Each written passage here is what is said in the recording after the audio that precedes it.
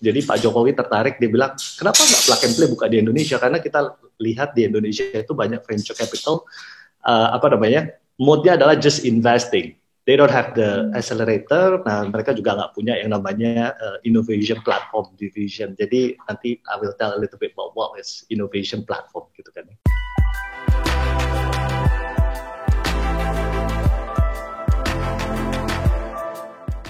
Kenal lebih jauh dengan program akselerator. Hadir bersama saya Yeni Yusra dan kali ini kita akan berbincang-bincang dengan Plug and Play Indonesia. Hai Halim. Hai Yeni, apa kabar nih? Oke, baik-baik. Masih WFH ya? Masih WFH.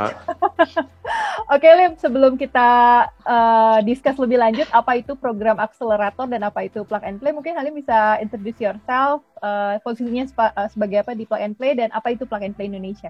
Oke, panjang ya jadi ya. Oke, sebenarnya aku di Plug and Play baru join Plug and Play for almost a year ya. Okay. Previously kerja di I was a professional actually for almost 14 years Jenny. Jadi di Lipo Group pernah hampir 7 years, Microsoft almost 5 years, terus pernah di SAP, if you ever heard, so most of the biggest tech startup on the scene. Jadi pernah di those three company. Kita bilangnya tech startup karena mostly kayak Microsoft, SAP itu sekarang juga mode-nya kayak startup. That was very interesting actually. Jadinya. Nah di Plug and Play, actually we can say that a Plug and Play itu sebenarnya tiga kata. Jadi yang pertama kita bilang venture capital yes. Kalau kita bilang accelerator juga iya, dan innovation platform juga iya. Jadi kita ada 3 pilar sebenarnya di Plug and Play. Nah kalau aku boleh bilang sebenarnya I'm leading the innovation platform division jadinya. Nah previously Aaron yang tidak bisa hadir hari ini gitu kan dia, he's actually the one who handle the venture capital and accelerators. Tapi me and him actually working hand in hand to to grow the Plug and Play di Indonesia. Jadi kalau kita boleh bilang while back we started as a venture capital. Jadi foundernya kita Sehid itu start the first Lucky Building. Jadi kalau pernah dengar Lucky Building itu yang sebenarnya sebelumnya ditempatin sama Google, PayPal, Logitech. Jadi 3 company besar jadinya. Nah dari situ sebenarnya Sahid is actually benar. Jadi Sahid is actually quite interesting to invest on those tech company. Karena awalnya dari co-working space, sebenarnya he owned that Lucky Building, there's a lot of tech company that was there, dan akhirnya dia tertarik untuk invest on those companies. So Plug and Play started in 2006, 14 years back, gitu kan ya, in Silicon Valley, dan awalnya kita benernya invest on a startup. Tapi along the way, not just investing on those startup, tapi juga kita build the accelerator, we also the innovation platform to most of the corporate. Jadi kita bilangnya ekosistem change maker lah intinya gitu. Nah kalau interesting story-nya adalah Plug and Play Indonesia itu terbentuk masih baru. It's not 14 years back. Jadi baru masuk di Indonesia 2017. Jadi itu karena Pak Jokowi dan rombongan actually go to Silicon Valley.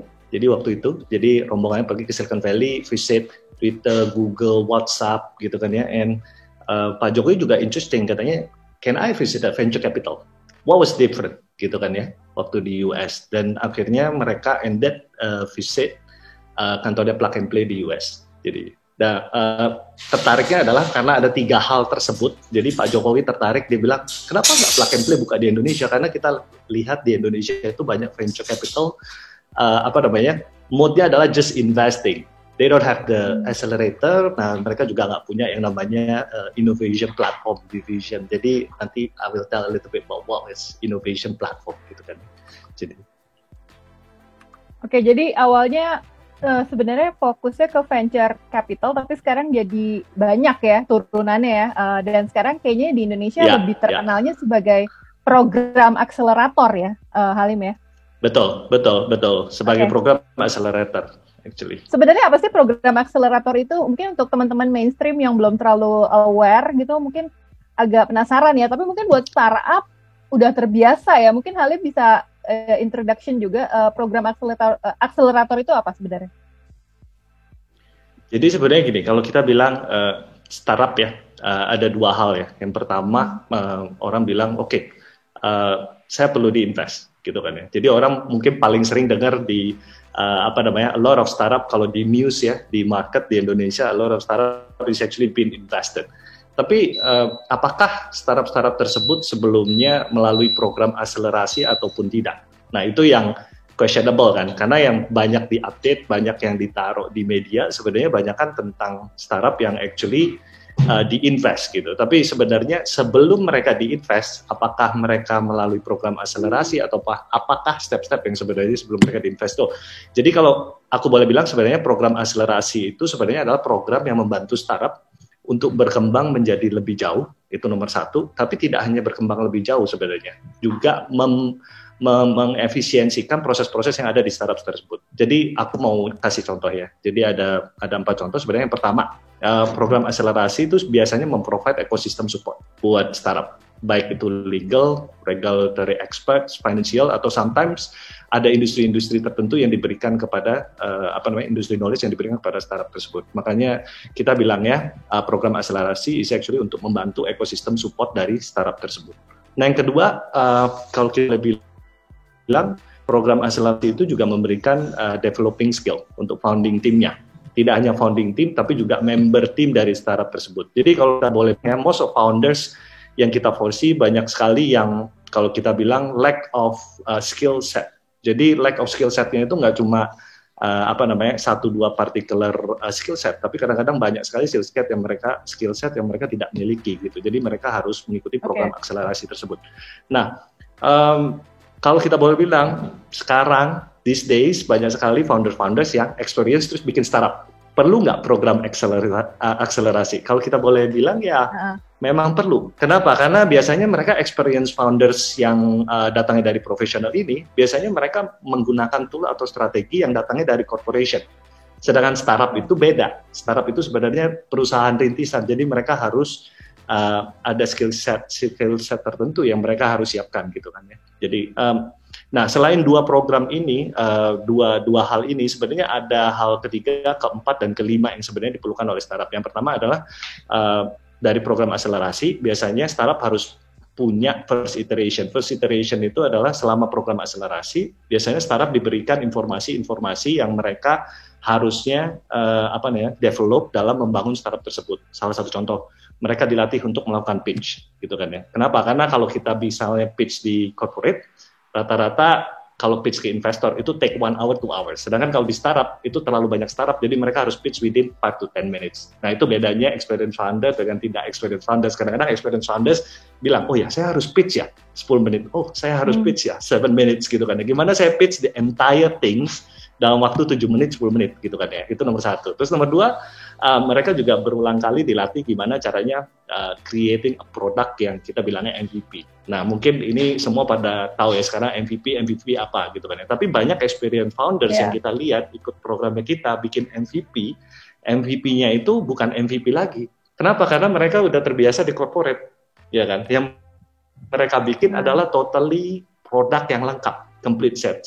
Sedangkan yang di solve itu sebenarnya 1 atau 2 hal yang terjadi di di problem issue yang ada di market sendiri gitu. Jadi agak-agak unik nih jadinya. Nah, yang keempat dan kelima sebenarnya lebih banyak kan ke benchmark. Kenapa startup harus ikut program akselerasi? Karena mereka bisa benchmark dengan startup lain, apakah mereka sudah siap atau belum. Terakhir, kalau ikut program akselerasi, biasanya karena accelerator itu provide the ecosystem seperti plug and play, jadi mereka connecting a lot of parties.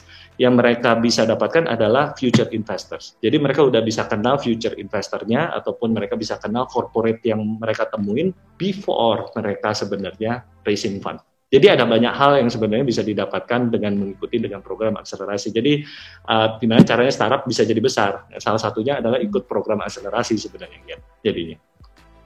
Untuk kategori startupnya sendiri, untuk yang bisa mengikuti program akselerasi itu in what stage sih Halim? Apakah mereka yang baru mulai atau udah dapat funding seed, pre-seed, atau gimana nih? Karena kalau kita lihat kan ini nurture banget nih ya, konsepnya akselerasi ya. Idealnya tuh startup dalam stage apa sih? Idealnya sih sebenarnya program akselerasi, kalau menurut saya baru 1 tahun di sini nih, yang menariknya adalah program akselerasi itu sebenarnya harusnya diikutin oleh bisa setiap tahapan dari startup, tapi tidak yang sudah mezzanine startup ya. Jadi kalau kita bilang growing startup, yes, mungkin series A, series B, sebelum series A juga harus ikut gitu kan ya. Cuma kalau kita bilang udah terlalu mature, biasanya mereka sudah ada bisnis proses, mereka sudah ada flow yang dilakukan gitu kan ya. Tapi untuk growing state of startup sampai series A gitu kan ya, sampai mereka mau move ke series B, itu masih bisa mengikuti program akselerasi. Kenapa? Karena menurut saya program akselerasi itu tidak hanya untuk founders ya, tapi untuk timnya juga, untuk belajar. Karena kita melihat banyak sekali di program akselerasi gitu kan ya, yang ikutan sebenarnya ada sekitar 20-30% gitu kan ya, bukan startup founders yang ikutan, tapi layer satunya, layer 2-nya gitu kan ya. Jadi CEO-nya, kadang-kadang mereka udah pakai CEO yang profesional, kadang-kadang mereka udah pakai tim yang lumayan profesional. Jadi tim-tim yang profesional ini dimasukkan ke akselerasi supaya juga belajar gimana scene startup tersebut ataupun startup proses tersebut sebenarnya dilalui gitu kan ya. Jadi mereka mensupport timnya sendiri, nggak hanya cuma foundersnya. Jadi kalau, bisa beberapa tahapan sih Kian. Tapi end goal-nya dari akselerasi ini selain nurture ini ada funding juga kan ya, Plug and Play juga memberikan funding ya, atau mungkin fundingnya nggak langsung diberikan gitu, ada step-stepnya karena lebih fokus ke mentoringnya, atau gimana Halim? End goal-nya dari program akselerator ini seperti apa sih? Sebenarnya kalau kita bilang ya, ending game-nya dari program akselerator sebenarnya memberikan skill set, memberikan experience gitu kan ya, yang tidak dimiliki oleh founders atau team members-nya. Sebenarnya end goal-nya itu. Jadi banyak orang juga salah persepsi nih, banyak founders ataupun startup founders itu salah persepsi. Saya ikut akselerasi, nanti saya udah graduate terus saya diinvest. Sebenarnya nggak begitu jadinya. Sebenarnya yang dilihat adalah gimana saya mendapatkan experience gitu kan ya, melatih diri saya, melatih tim saya supaya lebih nurturing waktu nanti saya run my startup. Karena startup is actually perusahaan rintisan gitu kan ya. Dan gimana caranya kita juga build the network, karena waktu program akselerasi tersebut banyak network yang bisa kita dapatkan, nggak cuma sesama teman di startup, tapi juga dengan VC ataupun dengan corporation yang sebenarnya mengikuti ekosistem akselerasi tersebut. Jadinya, Yang terakhir nih Halim, gue agak seru juga ya ternyata ya program akselerasi ini, karena dari sosial sering banget dapat informasi dari Plug and Play tentang batch 1, batch 2, batch 3 gitu, artinya aktif banget ya. Untuk mereka nih startup founder yang mau mengikuti program akselerator dari Plug and Play, mungkin do's and don'ts-nya apa sih Halim yang lo perhatikan dalam selama lo mungkin mentoring ya atau di approach sama beberapa startup founder? Apa yang harus mereka lakukan, apa yang sebaiknya tidak mereka lakukan supaya sukses setelah lulus dari program akselerasi? Mungkin aku combine ada ya antara do and don'ts, karena itu ada garis merahnya. Jadi do and don'ts-nya itu sebenarnya mungkin yang pertama adalah kadang-kadang perusahaan rintisan yang dibikin oleh para founders ini itu ada dua tipe. Satu, foundersnya tidak experience sama sekali gitu kan ya. Jadi mereka cukup humble ataupun mereka mau learn from others. Jadi mereka mengikuti dengan sepenuh hati, itu nomor satu. Jadinya ada dua tipe. Yang nomor dua adalah perusahaan tersebut sudah quite mature, kadang pengen ikutan program akselerasi karena mereka mau mencari investor. Itu terutama yang malah kalau aku boleh bilang adalah profesional yang udah kerja 5 tahun, 7 tahun, 6 tahun, kadang-kadang 10 tahun. Terus mereka bikin startup sendiri. Mereka berpikir bahwa, oh ya, saya udah 6 tahun, udah 7 tahun, udah pengalaman lah ya, bikin startup pasti gampang. Gitu. Tapi sebenarnya gampang-gampang susah gitu. Jadi menurut saya nomor satu harus be humble, terus terang. Karena kalau nggak be humble itu pasti tidak bisa learn something, right? Karena program akselerasi, yes itu buat perusahaan rintisan.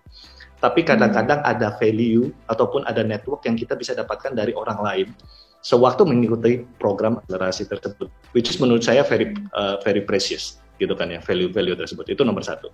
Nomor dua, sebenarnya kalau kita boleh bilang time allocation and commitment. Kalau kita mau mengikuti program akselerasi, sebenarnya banyak hal ataupun banyak insight yang kita bisa dapatkan. Jadi kadang-kadang startup founders itu bilang, oh ya saya harus grow the company, gitu kan ya. Saya harus bikin strategi, saya harus bikin produk, saya harus acquire customer. Tapi in a sense saya harus ikut program akselerasi juga karena saya berasa program akselerasi ini bisa menjadi benefit buat saya, ya kan ya. Jadi di sana biasanya tuh banyak kita lihat ya yang ikut program akselerasi, nggak semua, tapi banyak sekali yang ikut program akselerasi. Mereka tidak bisa mengalokasi time sama komitmennya jadinya. Nah, menurut saya itu nomor 2 yang paling penting, harus ikut time allocation and commitment. Dan sebenarnya para founders ataupun startup founders itu sebenarnya bisa memilih program mana yang sebenarnya cocok untuk mereka gitu. Kalau kita di Plug and Play, kita punya banyak sekali program akselerasi gitu kan ya. Kita punya sekali banyak vertical. Jadi bisa dipilih sebenarnya program-program mana yang sebenarnya cocok untuk mengakselerasi startup tersebut gitu kan ya. Accelerator sekarang banyak sekali, ada accelerator fintech, ada CVC gitu kan ya. Corporate ventures-nya dari financial industry gitu kan ya. Tapi karena kita mikirnya oh ya kayaknya bisa dapat investment gitu kan ya, saya daftar aja nih ke CVC, padahal CVC-nya fintech gitu. Jadi pilihlah yang cermat dan jeli sebenarnya program akselerasi apa yang cocok. Itu yang nomor 2.